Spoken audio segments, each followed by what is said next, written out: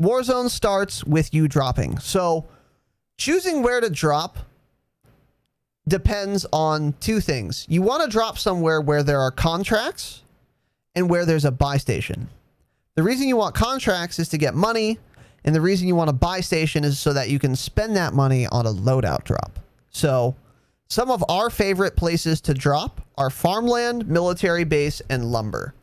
The reason for that is that none of these places have a bunch of buildings that are 2 stories or more.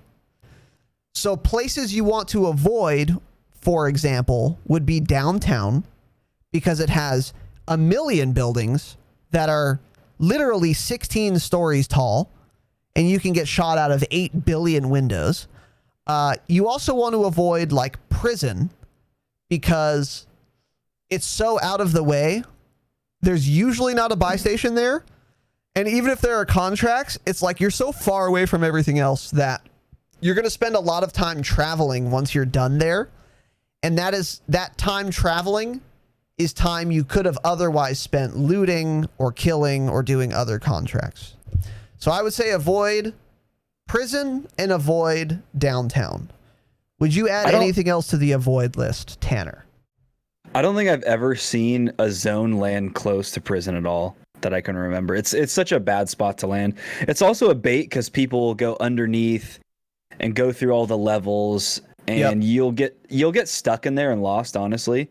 And you can die to the zone that way because you'll take so long to get out, and the zone will be coming in. You have to make it all the way to dam or something. If there's one helicopter there, somebody already took it, so you're gonna have to start running. It's the worst spot on the map to land, I think, honestly. It's not great. And then I'm sure you agree downtown's terrible as well. We avoid downtown at all costs. At all costs, yeah. I would love downtown to not be a part of the map. Hopefully it gets nuked, as we alluded to. Anywhere else that you would avoid? It used to be Boneyard, but recently Boneyard, I think, has been pretty good for us. I think Boneyard's fine. It's just gonna be hot. Boneyard's good because you're not gonna get shot from like a 3rd-story building, most likely, because there are a couple, but there aren't many. But it's just hot, so it depends on if you want a hot drop or not.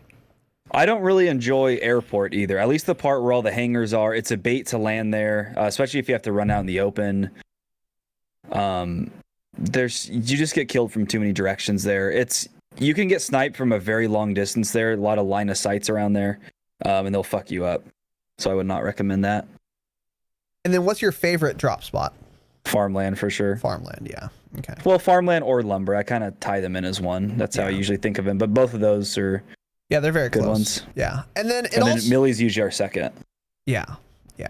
So it's also obviously going to depend on where the circle is and the plane's course, where it flies in, where it flies out, where it flies through.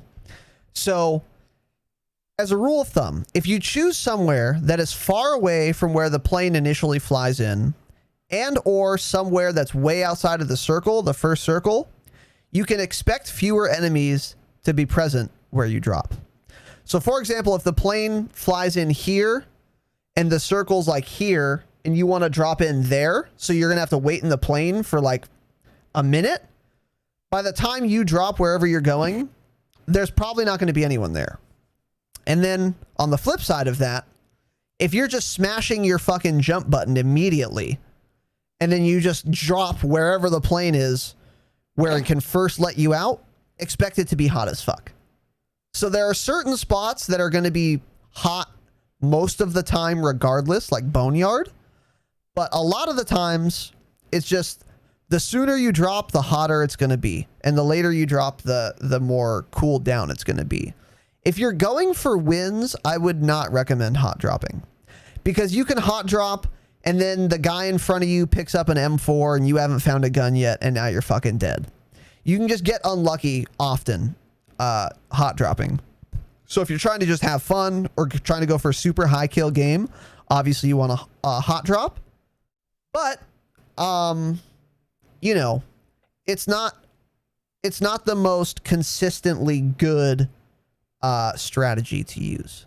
So Yeah, I mean, if like you said, if you're going for high kill games and if you're playing like quads or something, and all four of you have 3.0, 4.0 KDs, then yeah, hot drop. You're gonna usually have the advantage if you have a really good squad like that, and you just want to fuck around and get a ton of kills. That's true, but also like hot dropping is going to be really a lot better. Not only if your teammates are good, but also if they are experienced. So once you played a lot of Warzone, you'll do better hot dropping because you'll know like where there's usually a gun, what building has shit in it. You'll be able to locate supply boxes more quickly and easily. You'll be comfortable like looting fast and then just banging it out. So if you're new, I would just in general not recommend hot dropping.